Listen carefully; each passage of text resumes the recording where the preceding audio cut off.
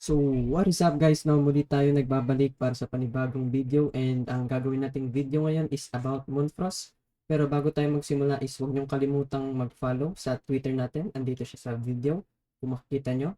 And so, after nun, let's proceed na no, sa Moonfrost. So, ang Moonfrost is new game siya na talagang kinaaliwan ngayon ng mga tao. Dahil sa sobrang napakadali lang niyang gawin. And wala siyang pinipiling time sa pag-grind. Anytime pwede mo siyang laruin. And ayun no. So yung mga investors nila is talagang kilala rin. Is Supercell, which is kilala rin yan. And then Animoca Brands and yung iba pa. So paano nga ba makapaglaro nito? So first thing first is kailangan nyo mag-sign up. So sa sign up lang kayo. And then kailangan nyo fill upan to.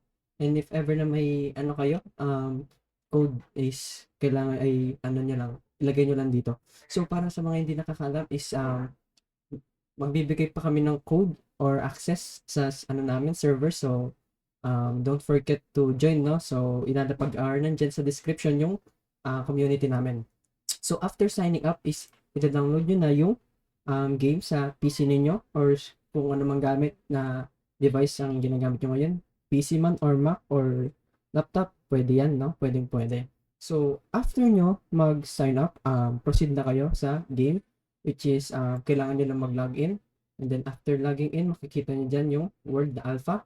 So, yun yung environment natin ngayon.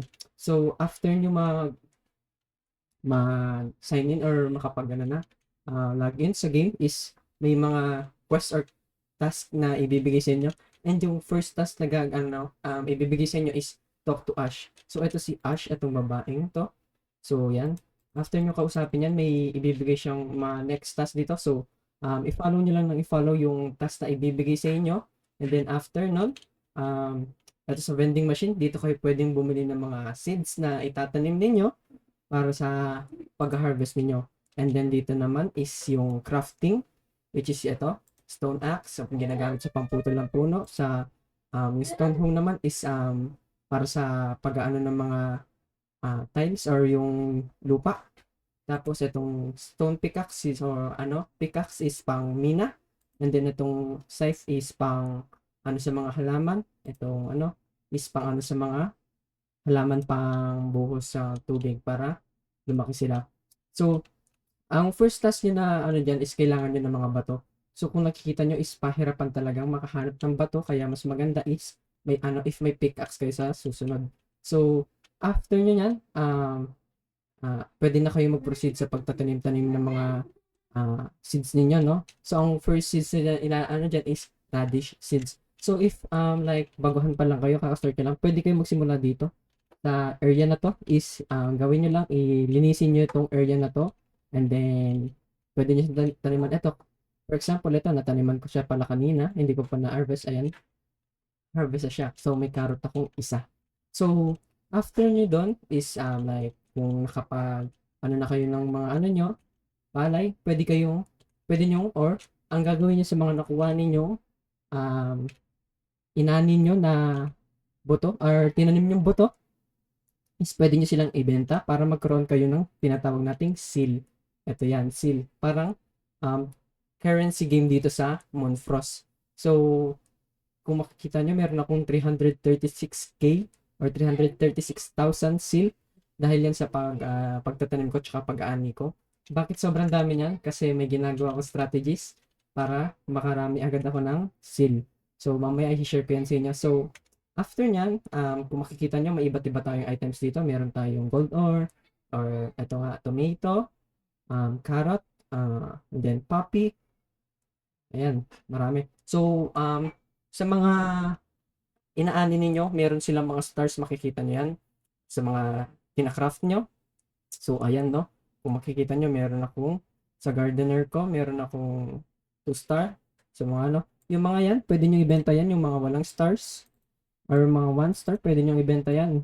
Kasi, parang wala namang use yan sa ngayon. So, ang tinatago ko lang talaga ngayon is yung mga 3 star or yung mga gold na ganyan. Kasi baka may use sila in the near future. And yung so eto naman dito banda is yung pang-craft for decorations. Makikita nyo lahat dyan na pwede pang decorate. And then, proceed tayo dito sa iba pang pang-craft ng materials. Ito. So, food plank, hardwood plank, ginagamit yan pang-craft. Ayan pa, iba't iba pa, green dye, biofuel. So, dyan yung makikita yung iba pang pang-craft. And then, dito naman kayo kuha ng tubig sa well. Kung i-click nyo lang yung watering can nyo, and then yung left click ng mouse nyo. Ayan, makikita nyo dyan. Biglang lilitaw yan. Magkakaroon kayo ng tubig. So, after nun, pwede na kayong ani-ani or magtanim-tanim. So, ano naman ba yung strategies? Kung makikita nyo, may shards ako dito. So, yung shards is, like, makikita nyo yan dito sa leaderboard, may makikita kayo, ayan, 0 shard pa ako. And then, may 10 shard na ako sa craft decorations kasi nag-craft ako kanina ng mga decorations. And then, itong harvest potatoes. So, if ano lang yung available na seed sa inyo dito sa vending machine, yun lang yung kaya nyong itanim. So, if hindi pa pwede or hindi pa kayo pwede magtanim ng, let's say, yung potato seed, hindi pa ako pwede magtanim. So, ang gagawin ko lang is, gagawin ko lang ng gagawin yung, task hanggang sa maging available na yung isang, sa akin, quest or task or yung seed maging available na sa akin, pwede ko na siyang mabili. And then, after nun, if pwede na or meron ka namang seed, kasi ang ko dito, ang pinafocus ko sa leaderboard or sa quest is yung seeds talaga. Kasi pag sinabi nating mag-craft ka ng decoration is matagal yan, meron niyang oras. So, ang ginagawa ko, kita nyo yan, sobrang linis niyan. So, itong buong area na to is, araw-araw ko yan ginagamitan ng hoe para makapagtanim, and then yung tubig, lahat yan, nakaka 600 to 1,000 seeds ako sa isang araw. Ianahin ko yan. So, like, makakasecure ako ng 100 to 150 shards dyan. And then, ito pa ang area na to is tinataniman ko ng, yun nga, nung seeds na kung ano mang kailangan sa leaderboard siya or sa quest. Ayan, rhubarb sa ngayon. So, ang gagawin ko is bibili lang ako ng napakaraming rhubarb dito, and then, tatanim ko lahat ng rhubarb na bibilin ko. So, yun lang naman yung kailangan yung matutunan dito sa video na to, kung paano ba magsimula sa Moonfrost.